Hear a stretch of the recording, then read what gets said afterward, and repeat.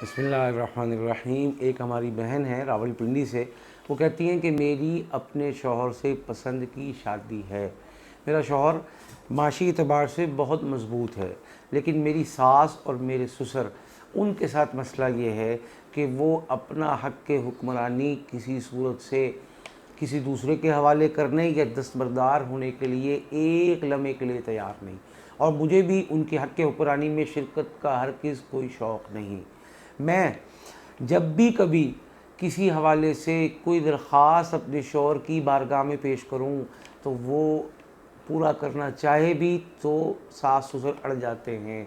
ساس سسر اپنے بیٹے کو اتنا دبا کر اور اتنا دباؤ میں اور انفلوئنس میں رکھتے ہیں کہ کسی صورت بھی وہ اس کا پیچھا نہیں چھوڑتے، زیادہ وقت رات گئے تک اپنے پاس وقت گزرواتے ہیں، اور بار بار یہ احساس دلاتے ہیں کہ شوہر بے شک تمہارا ہے لیکن بیٹا ہمارا ہے، جیسے ہم چاہیں گے ویسے چلائیں گے۔ اور مجھے یہ شک پڑتا ہے کہ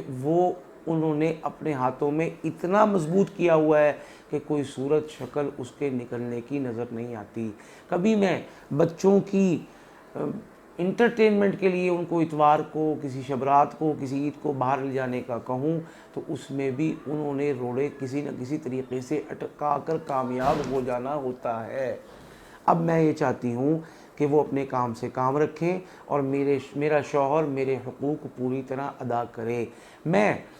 شادی کے 12 سال کے بعد اس نتیجے پر پہنچی ہوں کہ میں کسی غلط جگہ، غلط قید خانے میں پھنس گئی ہوں، لیکن میں ہرگز طلاق نہیں چاہتی، میں ہرگز اپنے شوہر کا یا شوہر کے والدین کا برا نہیں چاہتی، اپنا جائز حق چاہتی ہوں، اور میرے مطالبات جائز ہیں کہ جو میرا حق ہے شرعاً وہ مجھے ملنا چاہیے، اور ہر شخص کو اپنی لیمٹس، اپنی حدود اور اپنے دائرے میں رہ کر اس دنیا میں کردار اور رشتے نبھانے چاہیے۔ میری بہن، بات یہ ہے، آپ نے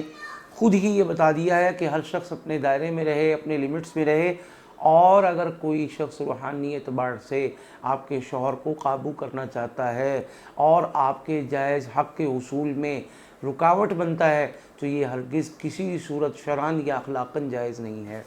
ہم آپ کو ظاہر ہے کوئی تعویذ نہیں دے سکتے، ہم آپ کو ظاہر ہے کوئی چراغ کی بتی نہیں دے سکتے، اب آپ کو ظاہر ہے کوئی پارسل نہیں بھیج سکتے کہ آپ ایسی جگہ پہ ہیں جہاں ہر چیز کی اسکریننگ ہو رہی ہے، لیکن بہت آسان ہے، الحمدللہ آپ کو عمل کے الفاظ نیٹ ورک میں جوڑنے کے بعد بھیج دیں گے۔ آپ وہ پڑھتی چلی جائیں، گھر کی صفائی کرتی چلی جائیں، کیونکہ آپ نے بتایا کہ گھر کے سارے کام میرے ذمے ہیں، وہ چاہے ٹاکی پوچھا ہو اور وہ چاہے کھانا پکانا ہو، تو یہ سب سے آئیڈیل سچویشن ہے، سب سے آئیڈیل چانس ہے کہ کھانے پینے کی چیزوں پر دم کریں اور صفائی کرتے ہوئے، جھاڑو پوچھا کرتے ہوئے گھر کی روحانی صفائی کریں، اور نیت یہ رکھیں کہ اگر کوئی جادو کروا رہا ہے تو اس کی کاٹ ہو، اور ساتھ کے ساتھ آپ کے ساس سسر اپنے کام سے کام رکھیں، اپنی زبان کو لگام دیں، اور دوسرا آپ کا شوہر آپ کے جائز حقوق ادا کرے۔